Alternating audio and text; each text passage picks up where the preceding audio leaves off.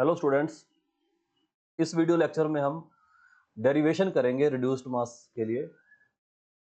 इससे पहले वाली वीडियोस में हमने रिड्यूस्ड मास कॉन्सेप्ट को एज अ शॉर्टकट यूज किया था टू ब्लॉक स्प्रिंग सिस्टम को सॉल्व करने के लिए, मतलब मैक्सिमम कंप्रेशन और एक्सटेंशन निकालने के लिए। तो वहां पे हमने एक फॉर्मूला ड्राइव किया था रिड्यूस्ड मास का। तो वो फॉर्मूला जो था वहां पे डायरेक्ट अप्लाई कर रहे थे, लेकिन अब इस वीडियो में हम सीखेंगे कि ये फॉर्मूला बना कैसे है, ये फॉर्मूला ड्राइव कैसे होता है, इसका कंसेप्ट क्या है, थ्योरी क्या है इसकी। तो रिड्यूस्ड मास फॉर्मूला की डेरिवेशन और फिर उसके बाद रिड्यूस्ड मास कंसेप्ट से मैक्सिमम कंप्रेशन और मैक्सिमम एक्सटेंशन निकालने के लिए भी हम डेरिवेशन करेंगे। आओ देखते हैं डिटेल्ड डेरिवेशन कैसे करेंगे। जैसा कि आप स्क्रीन पे देख पा रहे हो, यहाँ पे दो ब्लॉक हैं। m1 पहले ब्लॉक का मास है और उसकी वेलोसिटी v1 है, m2 दूसरा ब्लॉक है और उसकी वेलोसिटी v2 है। तो ये हमने एज्यूम कर लिया दोनों सेम डायरेक्शन में जा रहे हैं। यहाँ पे ऑपोजिट डायरेक्शन भी पॉसिबल है, कुछ भी हो सकता है। ये तो एक जनरल हम डेरिवेशन के लिए एक सिस्टम ले रहे हैं जिसमें दोनों डायरेक्शन हमने सेम ले ली। अब देखो यहाँ पे बेसिक अजम्पशन ये है कि हम अज्यूम कर रहे हैं, मान लो कि ये वेलोसिटी जो है v1 is greater than v2। अगर हम उल्टा भी मान लेंगे तो भी डेरिवेशन इंटेक्ट रहेगी, कोई फर्क नहीं पड़ेगा। सिर्फ यहाँ पे समझने के लिए, कॉन्सेप्ट समझने के लिए हमने मान लिया कि v1 ज्यादा है, बस। उससे क्या फर्क पड़ेगा अगर हम v1 को ग्रेटर मानेंगे, अगर ये वाली अजम्पशन को वैलिड मानते हैं, तो अगर v1 ग्रेटर हुआ v2 से तो उसका इफेक्ट क्या आएगा? उसका इफेक्ट ये आएगा कि ये जो स्प्रिंग है इसके अंदर कंप्रेशन आएगा, तो हम मैक्सिमम कंप्रेशन निकाल देंगे। अगर v2 ग्रेटर हुई, मान लो ये v2 की वैल्यू ज्यादा हुई, तो ये स्प्रिंग जो है खिंच जाएगा ये, क्योंकि ये स्लो स्पीड पे चलेगा, v1 कम है और v2 ज्यादा है, तो यहाँ पे एक्सटेंशन आ जाएगी। तो बस इतना फर्क पड़ेगा। तो इसीलिए हमने अज्यूम कर लिया कि v1 जो है वो ग्रेटर है, v1 is greater than v2। तो ये हम मान के चल रहे हैं यहाँ पे। दूसरा ये कि हम m2 को ग्रेटर मान रहे हैं, m2 is greater than m1। तो यहाँ पे उल्टा भी कर देंगे तो कोई फर्क नहीं पड़ेगा, m1 ग्रेटर देन m2। जो डिफरेंस आएगा सिर्फ इतना है, सेंटर ऑफ मास जो है, सेंटर ऑफ मास क्या करता है हमेशा, जो हैवियर मास होता है, जो हैवियर मास होता है उस हैवियर मास वाली साइड शिफ्ट कर जाता है। अगर जैसे दोनों ब्लॉक ये सपोज करो सेम मास के हैं, तो सेंटर ऑफ मास बिल्कुल इसके बीचों बीच होगा यहाँ पे, अगर दोनों मास इक्वल हैं तो। और अब क्या होगा अगर एक m1 ग्रेटर है, अगर m1 ग्रेटर मान लिया जाए, तो सेंटर ऑफ मास 1 की साइड शिफ्ट हो जाएगा, यहाँ पे कहीं आ जाएगा। और अगर आप m2 को ग्रेटर मानते हो m1 से, तो सेंटर ऑफ मास हैवी मास की साइड शिफ्ट हो जाएगा, m2 की साइड शिफ्ट हो जाएगा। सिर्फ इतना डिफरेंस आता है, इसके अलावा कोई फर्क नहीं है। आप कैसे भी, दोनों में से कोई मास भी ग्रेटर हो सकता है, ठीक है। तो अब हम आगे करते हैं, डेरिवेशन को बढ़ाते हैं। बहुत ही इजी और कंसेप्चुअल चीजें सीखने को मिलेंगी, बहुत ही इंटरेस्टिंग है ये। देखो, तो हम मान के चलते हैं जो मास है वो m2 हैवियर है, मतलब ये वाला जो बड़ा ब्लॉक बना रखा है इसका मास ज्यादा है। तो अब क्या होगा इससे, इससे हमारा सेंटर ऑफ मास ये हैवियर वाली साइड शिफ्ट हो गया। देखो ये यहाँ पे मार्क कर दिया सेंटर ऑफ मास, ये सेंटर ऑफ मास है, ये जो दिखाई दे रहा है। तो सेंटर ऑफ मास जो है वो हैवी मास की साइड यानी कि m2 वाली साइड शिफ्ट हो जाएगा। अब पहला स्टेप क्या है डेरिवेशन में? पहला स्टेप ये है कि ये जो डेरिवेशन है, ये पूरी की पूरी जो डेरिवेशन है, ये किस फ्रेम से चलेगी? ये ग्राउंड फ्रेम से नहीं। रिड्यूस्ड मास का जो कंसेप्ट है वो ग्राउंड फ्रेम से नहीं आता। हम ग्राउंड फ्रेम नहीं यूज करेंगे। हम कौन सा फ्रेम यूज करेंगे? हम यूज करेंगे सेंटर ऑफ मास का फ्रेम। मतलब ये जो ब्लॉक है इनको कहां से ऑब्जर्व करा जाएगा? इनको ऑब्जर्व किया जाएगा सेंटर ऑफ मास से। तो जो रिड्यूस्ड मास की जो डेरिवेशन है, ये यहीं पे लिख देता हूं मैं। ये जो पूरे का पूरा कॉन्सेप्ट है रिड्यूस्ड मास का, ये centre of mass COM frame से आता है। मतलब जब कभी भी सेंटर ऑफ मास, जब कभी भी रिड्यूस्ड मास की बात होगी तो आपको समझ आना है कि आप प्रॉब्लम कहां से विजुलाइज कर रहे हो। हम प्रॉब्लम विजुलाइज कर रहे हैं सेंटर ऑफ मास के फ्रेम से। इसका मतलब ये हुआ कि ग्राउंड फ्रेम पे ऑब्जर्वर नहीं रहेगा, अब सेंटर ऑफ मास पे जाएगा ऑब्जर्वर। यहाँ पे ये देखो, ऑब्जर्वर कहां पहुंच गया, सेंटर ऑफ मास पे। तो ऐसा अज्यूम कर लो कि हमारा जो ऑब्जर्वर है वो एक मासलेस क्रिएचर है, बहुत छोटा सा, और यहाँ बैठ गया सेंटर ऑफ मास पे। अब ये जो ऑब्जर्वर है ये इन ब्लॉक्स को विजुलाइज करेगा। तो ग्राउंड फ्रेम से ये दोनों एक ही साइड जा रहे हैं, दोनों ब्लॉक एक ही डायरेक्शन में जा रहे हैं दोनों, ये V2 और V1 दोनों एक ही डायरेक्शन में। लेकिन क्या होगा, जैसे ही सेंटर ऑफ मास पे हमारा ऑब्जर्वर आएगा तो इनकी जो वेलोसिटी है वो चेंज हो जाएगी। तो हम यहाँ पे निकालते हैं, सबसे पहला स्टेप क्या है, to calculate the velocity of centre of mass. तो सेंटर ऑफ मास की वेलोसिटी कैलकुलेट करने का तो अपने पास फॉर्मूला है। फॉर्मूला क्या है, m1v1 plus m2v2 divide by total mass of the system, मतलब m1 प्लस m2। अब इस फॉर्मूला के अंदर क्या करेंगे, वैल्यू डाल देते हैं, क्योंकि हम इस डायरेक्शन को पॉजिटिव, एक्स डायरेक्शन को पॉजिटिव मानते हैं, तो जो भी वेलोसिटी इस डायरेक्शन में पॉजिटिव हो जाएगी, मतलब दोनों वेलोसिटी क्या हो जाएगी, पॉजिटिव। तो यहाँ पे क्योंकि आप सिर्फ मैग्नीट्यूड लिखना चाहते हैं तो इसका वेक्टर साइन हटा देंगे। तो यहाँ पे क्या लिखेंगे, विद साइन m1v1 प्लस का v1 और दूसरा है m2v2, ये भी प्लस का v2। अगर इन दोनों में से कोई भी एक ब्लॉक नेगेटिव डायरेक्शन में जा रहा होता, कोई भी एक ब्लॉक अगर नेगेटिव डायरेक्शन में जा रहा होता तो हम क्या करते, उसका साइन नेगेटिव ले लेते,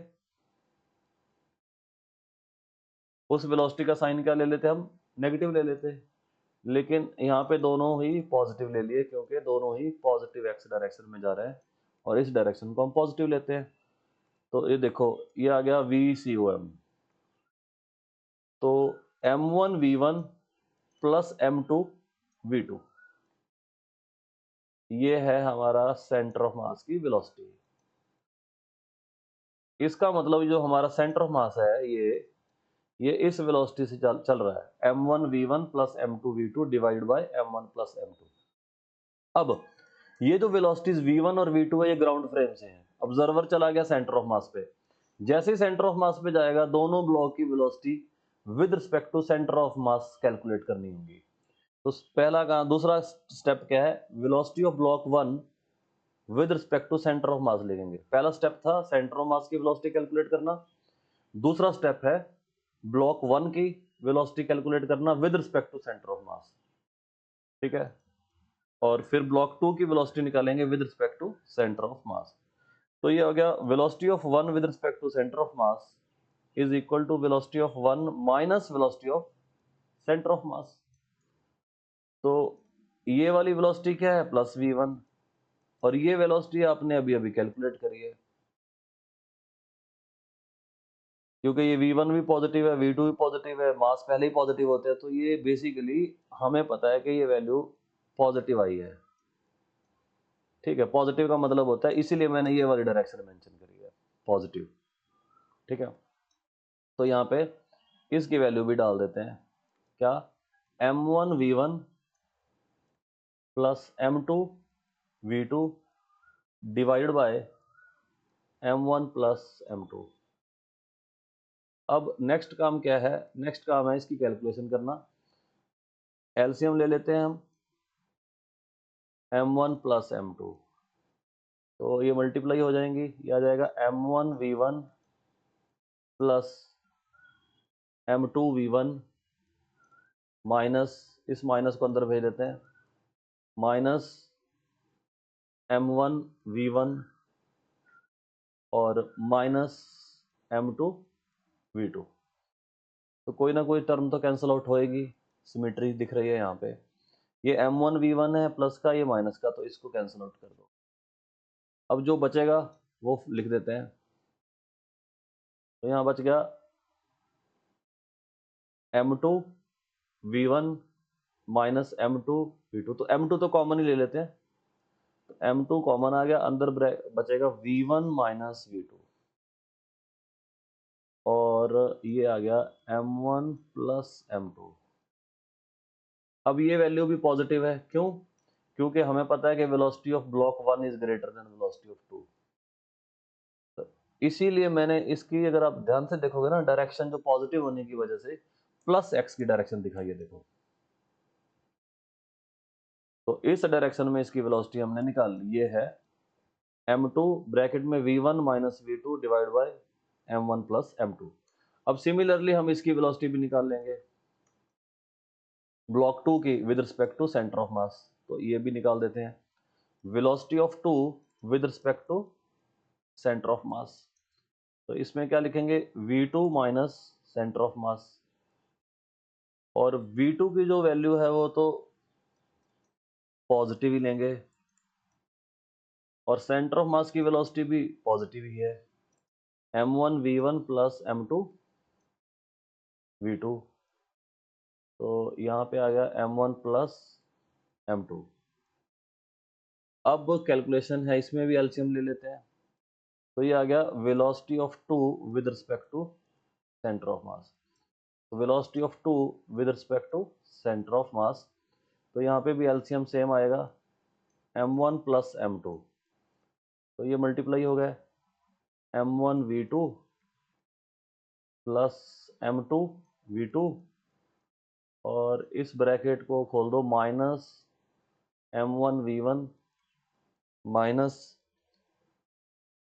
m2 v2। ठीक है जी। और अगर आप ध्यान से देखो तो इसमें भी कुछ कैंसिल आउट तो होगा, तो माइनस वाली ये टर्म m1 v1 नहीं, ये कैंसिल आउट हो गया, m2 v2 और इधर प्लस का भी m2 कैंसिल आउट हो गया। तो इसका मतलब हमारे पास रिजल्ट जो है वो सिंपल बन गया, इसमें m1 है, इसमें भी m1 है, तो कॉमन ले लो।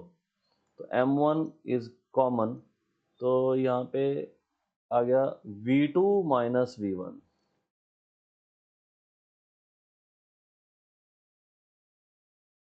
तो इसको भी हम क्या लिखते हैं, माइनस बाहर निकाल लेते हैं m1, यहाँ पे भी लिख देते हैं v1 minus v2 divide by m1 plus m2। तो क्योंकि ये क्या है, नेगेटिव आ गया, ये नेगेटिव क्यों आई, क्योंकि ये जो v1 माइनस v2 है तो पॉजिटिव है, और बाहर ये नेगेटिव है, मास पहले ही पॉजिटिव होते हैं, तो पॉजिटिव इंटू नेगेटिव, नेगेटिव। तो यहाँ पे वेलोसिटी का जो साइन है वो क्या है, इसलिए मैंने वहां पे जूम करा था कि v1 ग्रेटर है, सो दैट के हम विजुलाइज कर पाए। नेगेटिव का मतलब है माइनस एक्स डायरेक्शन, तो इसका मतलब जो 2 है with respect to centre of mass इधर आ रहा है।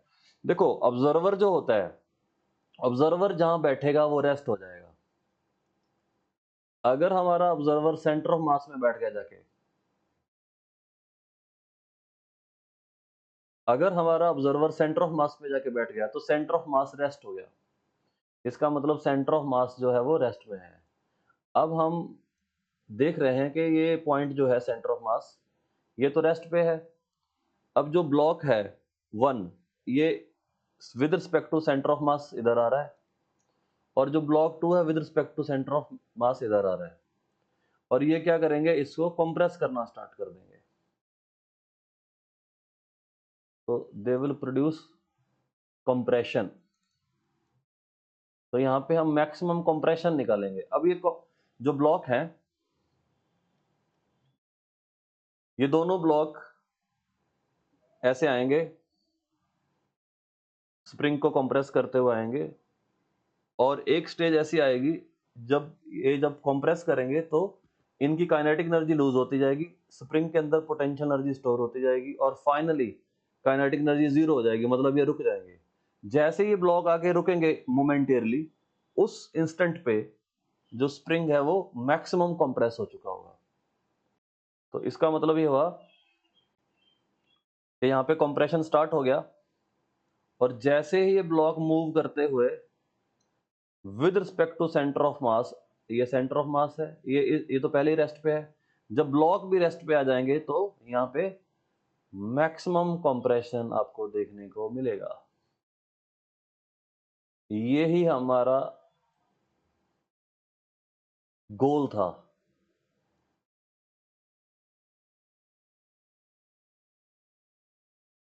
मैक्सिमम कंप्रेशन निकालना, एक रिड्यूस्ड मास ड्राइव करना है, दूसरा मैक्सिमम कंप्रेशन या एक्सटेंशन का फॉर्मूला। तो चलो, अब हमें ये समझ में आ गया कि जब ये पूरी की पूरी काइनेटिक एनर्जी लूज कर देंगे दोनों ब्लॉक, और वो स्टोर हो जाएगी पोटेंशियल एनर्जी में, तो law of conservation of energy लगाएंगे with respect to centre of mass. तो यहाँ पे लिखते हैं law of conservation of energy with respect to centre of mass. तो यहाँ पे मैं लिख रहा हूं अप्लाइंग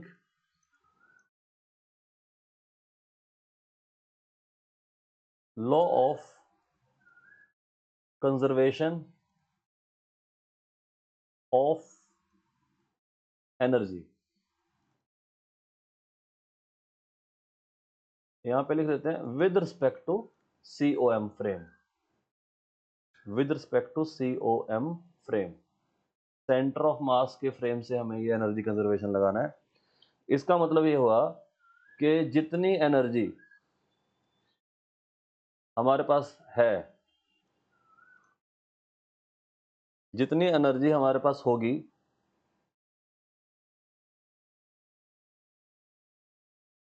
इनिशियल, तो इनिशियली कितनी थी रुकने से पहले काइनेटिक एनर्जी, तो हम लिखेंगे half mass of block 1 velocity of 1 with respect to centre of mass, और ऊपर क्या है स्क्वायर, प्लस दूसरी है अपने पास दूसरे ब्लॉक की kinetic energy,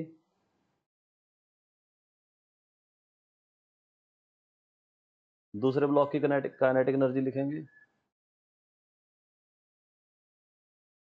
plus half m2 velocity of block 2 with respect to centre of mass. तो इनिशियली जो स्प्रिंग है वो अपनी नेचुरल लेंथ पे है, तो उसके पास कोई पोटेंशियल एनर्जी नहीं है। तो ये थी दोनों की काइनेटिक एनर्जी इनिशियल टोटल, और ये थी पोटेंशियल एनर्जी स्प्रिंग की। फाइनली क्या होने जा रहा है, ये कन्वर्ट हो जाएगी काइनेटिक एनर्जी दोनों की, देखो रेस्ट पे आ गए हैं दोनों, तो जीरो हो जाएगी, दूसरे ब्लॉक की भी जीरो हो गई, दोनों रुक गए। अब ये सारी की सारी एनर्जी स्प्रिंग की पोटेंशियल एनर्जी में कन्वर्ट हो गई। तो मान लेते हैं मैक्सिमम जो कंप्रेशन है वो x0 है, तो हाफ के एक्स स्क्वायर। तो ये क्या है, काइनेटिक एनर्जी दोनों ब्लॉक की, ये लॉस्ट हो गई है with respect to centre of mass, और ये पोटेंशियल एनर्जी में कन्वर्ट हो गई है। तो इसका मतलब ये हुआ अपने पास फॉर्मूला आ गया। अब हमें क्या करना है, सेंटर ऑफ मास की जो वेलोसिटीज है उनकी वैल्यू डालनी है और कैलकुलेट करना है आगे। तो देखो, अब इसके सामने यहाँ पे हम क्या करते हैं, वैल्यू डाल देते हैं हाफ m1, हाँ जी, velocity of 1 with respect to centre of mass. ये देखो हमने कैलकुलेट करी है, ये पड़ी वेलोसिटी ऑफ, यहाँ पे लिख देते हैं ये थी velocity of 1 with respect to centre of mass. तो इसकी वैल्यू डाल देते हैं, ये है इसकी वैल्यू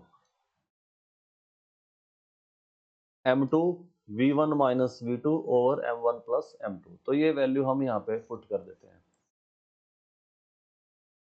हाफ m1, हाँ जी, velocity of centre of mass, velocity of 1 with respect to centre of mass. तो ये हमने कैलकुलेट करी है m2, यहाँ पे दोनों का डिफरेंस था v1 माइनस v2,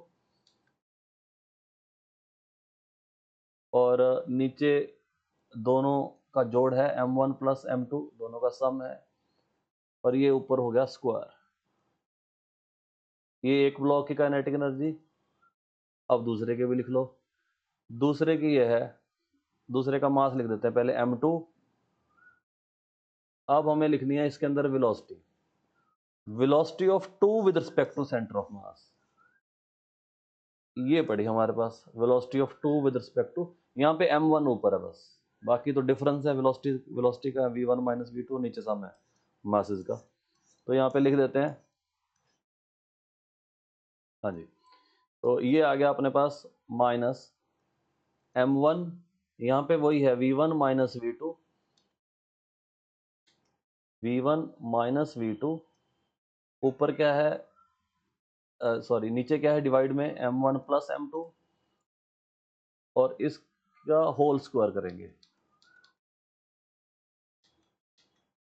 ये है m1 प्लस m2 और यहाँ पे क्या कर देंगे, होल स्क्वायर। ये जो काइनेटिक एनर्जी है ये चली गई कहाँ, हाफ के एक्स नॉट स्क्वायर। ठीक है, तो बेसिकली ये काइनेटिक एनर्जी है टोटल। जो हम कर रहे हैं वो क्या है, जो देख पा रहे हैं वो है kinetic energy with respect to centre of mass is equal to potential energy of spring. ठीक है, ये काइनेटिक एनर्जी दोनों ब्लॉक की है, इन दोनों को बराबर कर रहे हैं, बस इतना सा काम था। तो ये सेंटर ऑफ मास के फ्रेम से दोनों चीजें हमने कर दी। तो बेसिकली ये टोटल काइनेटिक एनर्जी आ जाएगी इधर वाली। तो काइनेटिक एनर्जी कितनी आ जाएगी, देखो यहाँ पे हाफ m1, हाँ जी, इसमें स्क्वायर कर देंगे। ठीक है, तो ये आ जाएगा m2 स्क्वायर, ये आ जाएगा v1 माइनस v2 स्क्वायर, तो नीचे आ जाएगा m1 प्लस m2 स्क्वायर,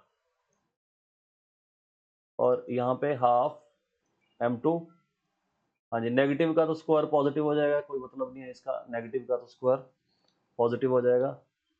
हमें क्या करना है, हमें यहाँ पे सिर्फ m1 का स्क्वायर लिख देना, नेगेटिव का स्क्वायर नहीं लिखेंगे, वो पॉजिटिव हो जाएगा।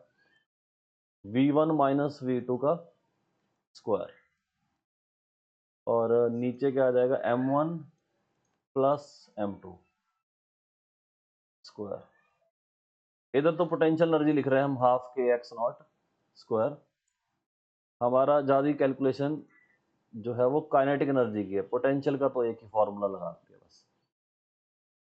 तो इसमें से जो काइनेटिक एनर्जी वाला पार्ट है इसमें क्या करते हैं, हाफ m1 m2 और v1 माइनस v2 ये कॉमन निकाल लेते हैं, और ये भी कॉमन आ जाएगा m1 प्लस m2 डिनोमिनेटर में। तो जो अंदर बचेगा इसमें से एक m2 चला गया तो एक बच गया पीछे,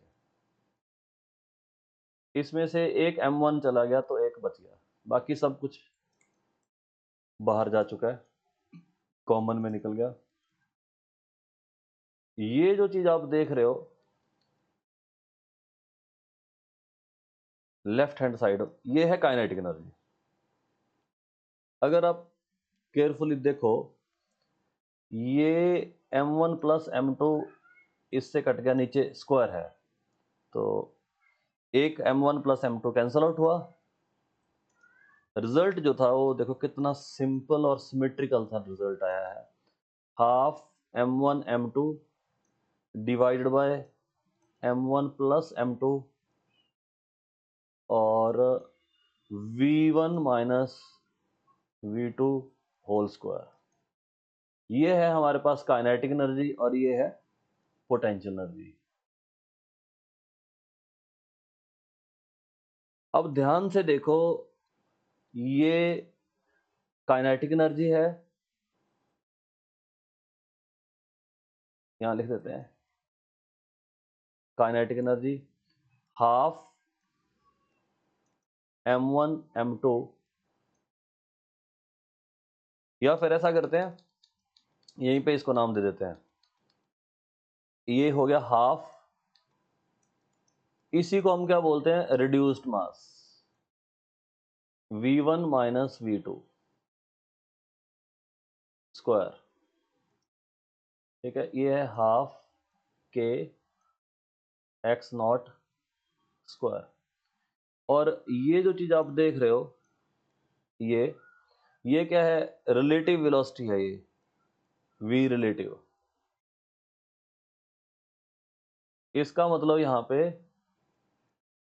जो सेंटर ऑफ मास के रिस्पेक्ट में हमने काइनेटिक एनर्जी निकाली है उसका फॉर्मूला होता है ये जो फॉर्मूला है जो आप देख रहे हो, काइनेटिक एनर्जी का फॉर्मूला होता है हाफ एम वी स्क्वायर। तो यहाँ पे half mu v relative square है।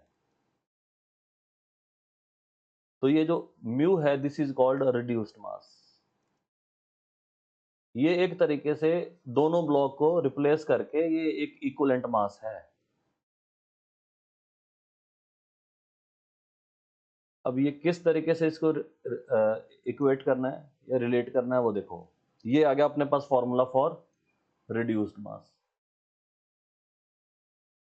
और जो मैक्सिमम कंप्रेशन का फॉर्मूला है वो यहां से बन जाता है। जैसे ही आप इन हाफ से हाफ कैंसल आउट कर दोगे तो ये फॉर्मूला आपको दिखने लगेगा। ये है मैक्सिमम कंप्रेशन का formula, half mu v relative का स्क्वायर हाफ के x naught square. Kinetic energy और पोटेंशियल एनर्जी इक्वेट कर दी। अब ये हाफ से हाफ कैंसल आउट हो गया और एक्स नॉट का जो फॉर्मूला है वो हमें मिल गया। एक्स नॉट का जो फॉर्मूला आ गया वो आ गया वी रिलेटिव और ये स्क्वायर स्क्वायर रूट बन गया तो ये आ गया म्यू बाय के। यहां से ये फॉर्मूला ऐसे डिराइव हो गया। देखो ये फॉर्मूला था important formula, this is important formula जो हम यूज कर चुके हैं एज अ शॉर्टकट ट्रिक। तो ये है रिड्यूस्ड मास। अब ये यहाँ पे काइनेटिक एनर्जी में क्या लिखते हैं हम हमेशा हाफ एम वी स्क्वायर। तो जब हम दो ब्लॉक को सेंटर ऑफ मास से सॉल्व करते हैं तो यहाँ पे v1 माइनस v2 एक ब्लॉक के दूसरे के रिस्पेक्ट में वेलोसिटी, चाहे v2 माइनस वी1 कर लो चाहे v1 माइनस v2 कर लो, ऊपर स्क्वायर होने की वजह से वो पॉजिटिव हो जाएगा रिजल्ट। तो कहने का मतलब velocity of one with respect to two लिखो चाहे velocity of two with respect to one लिखो, कोई फर्क नहीं पड़ेगा। तो ये रिलेटिव वेलोसिटी आ जाएगी एक ब्लॉक की दूसरे के रिस्पेक्ट में। तो हाफ एम वी स्क्वायर। तो ये जो यहाँ पे जो ये मास है ये रिड्यूस्ड मास कहलाता है। तो अगर हम इसको थोड़ा रिलेट करना चाहें तो आप इससे कर सकते हो। देखो मैंने एक आपके लिए समझने के लिए एक ये हमारी कंप्लीट डेरिवेशन है जो आप देख रहे हो।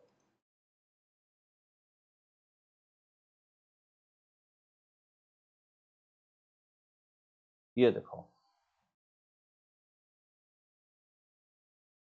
अगर आपसे पूछा जाए कि ये एक ब्लॉक है जिसका मास है m,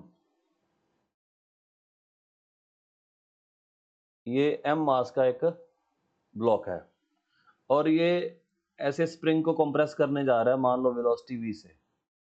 तो ये जो स्पोर्ट है जहाँ पे ये अटैच है ये स्प्रिंग या रिजिड स्पोर्ट है, ये इसकी अपनी वेलोसिटी तो जीरो है, ये तो रेस्ट ही हो गया।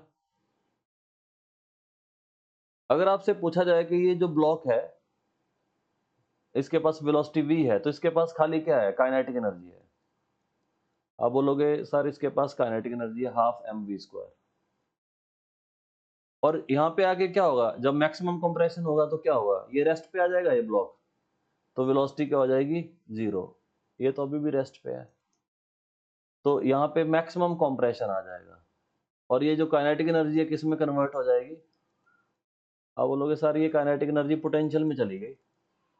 तो काइनेटिक एनर्जी थी हाफ एम वी स्क्वायर, यहाँ पे काइनेटिक एनर्जी है हाफ के एक्स नॉट स्क्वायर। अगर आप इस सिचुएशन को देखो तो आपको समझ में आ रहा है कि काइनेटिक एनर्जी जो थी वो पूरी की पूरी लॉस्ट हो जाती है और चली जाती है स्प्रिंग की पोटेंशियल एनर्जी के अंदर, कन्वर्ट हो जाती है बेसिकली। अब अगर आप पूरे कॉन्सेप्ट को टू ब्लॉक सिस्टम का जो कॉन्सेप्ट है ऐसे ही समझो। अगर हम सेंटर ऑफ मास के रिस्पेक्ट में देख रहे हैं तो ये सेंटर ऑफ मास क्या हो गया, रेस्ट, तो ये सपोर्ट बन गई। और ये दोनों ब्लॉक को हटा के अगर एक ही मास मान लिया जाए और उस मास का फिर यहाँ पे नाम क्या होगा, उसको फिर हम एक विशेष नाम दे देंगे, एक स्पेशल नाम दे देंगे। इसको हटा देते हैं हमको, इस पे लिखेंगे म्यू। ये है वो मास, रिड्यूस्ड मास म्यू। और यहाँ पे जो वेलोसिटी है ये भी खास वेलोसिटी हो जाएगी v रिलेटिव। बाकी कॉन्सेप्ट सेम। ये फाइनली क्या हो जाएगा, ये हमारा ये जो रेस्ट पे है ये क्या है, सेंटर ऑफ मास मान लो, जो ऑब्जर्वर बैठा हुआ सेंटर ऑफ मास में। तो ये यूं मान लो कि जो इक्वलेंट मास था वो with respect to centre of mass रुक गया आके, ठीक है। तो ये क्या हो जाएगी फाइनली, v रिलेटिव 0 हो गई, ठीक है। तो सारी की सारी जो पोटेंशियल एनर्जी थी तो यहाँ पे भी रिप्लेस कर देते हैं। जो काइनेटिक एनर्जी है वो क्या है, half mu v relative square, और ये किस में चलेगी, पोटेंशियल एनर्जी में, और ये फॉर्मूला बन गया एक्स नॉट का। तो आप समझ सकते हो, इसको रिलेट कर सकते हो।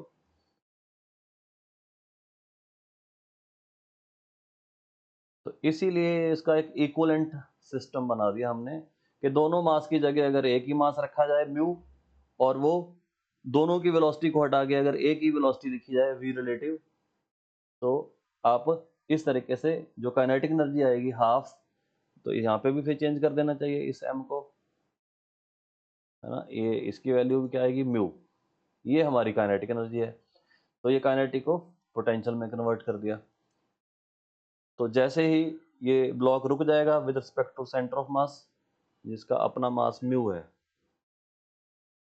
इसका अपना मास है म्यू। तो इस तरीके से हम दोनों सिस्टम को कंपेयर कर सकते हैं। तो दो ब्लॉक वाले सिस्टम को सिंगल मास सिस्टम में अगर हम कन्वर्ट करें तो वहाँ पे फिर ये मास है इफेक्टिव मास रिड्यूस हो जाता है, और उसको बोलते हैं रिड्यूस्ड मास, ठीक है। तो दोनों डेरिवेशन हमने कर ली।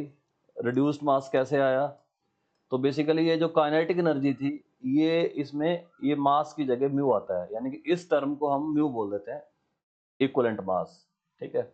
और इस वेलोसिटी को हम रिलेटिव वेलोसिटी बोल देते हैं। तो इस तरीके से डेरिवेशन हो गई, ये रिड्यूस्ड मास बन गया। तो ये बन गया अपने पास रिड्यूस्ड मास, और ये अपने पास आ गया फॉर्मूला फॉर मैक्सिमम कंप्रेशन। हाँ जी स्टूडेंट्स, आपने देखा हमने step by step procedure follow करा, और मैक्सिमम एक्सटेंशन और कंप्रेशन का फॉर्मूला भी ड्राइव कर दिया, और साथ के साथ रिड्यूस्ड मास का जो डेरिवेशन था वो भी कर दिया। तो इस तरीके से ये फॉर्मूला ड्राइव किए जाते हैं। तो रिड्यूस्ड मास का कॉन्सेप्ट जब भी दिमाग में आएगा तो हमें याद रखना है कि हम प्रॉब्लम को सेंटर ऑफ मास के रिस्पेक्ट में सॉल्व कर रहे हैं। तो रिड्यूस्ड मास का शॉर्ट ट्रिक हमने यूज किया और उसकी डेरिवेशन भी हमने कर ली। तो जो भी स्टूडेंट्स वीडियोस को लगातार देख रहे हैं और अपने दोस्तों को भी शेयर कर रहे हैं, उन सब का बहुत बहुत धन्यवाद। ऐसे ही वीडियोस को देखो। ये एक एजुकेशनल यूट्यूब चैनल है जिसमें आपको फिजिक्स का कंप्लीट कोर्स दिखेगा। इसके अलावा आप लाइव जूम क्लासेस भी अटेंड कर सकते हो। जो पीछे आपको बैकग्राउंड में कॉन्टैक्ट नज़र आ रहा है वहाँ पे आप कॉन्टैक्ट करो, और आप लाइव जूम क्लासेस जिसमें आपको कंप्लीट कोर्स दिया जाएगा, assignment, practice sheets, doubt solving proper तरीके से करेंगे, और थॉरली पूरी की पूरी फिजिक्स को सिस्टमेटिक तरीके से from the first chapter to last chapter पढ़ाया जाएगा। और सीबीएसई बोर्ड से लेकर के competitive exam, JEE advance, NEET, JEE main, पूरी की पूरी प्रेपरेशन करवाई जाएगी। जो भी इंटरेस्टेड स्टूडेंट है वो जल्दी से जल्दी क्लासेस ज्वाइन कर सकते हैं। और जो स्टूडेंट्स यूट्यूब से भी वीडियोस देख रहे हैं सबका बहुत बहुत धन्यवाद, थैंक यू।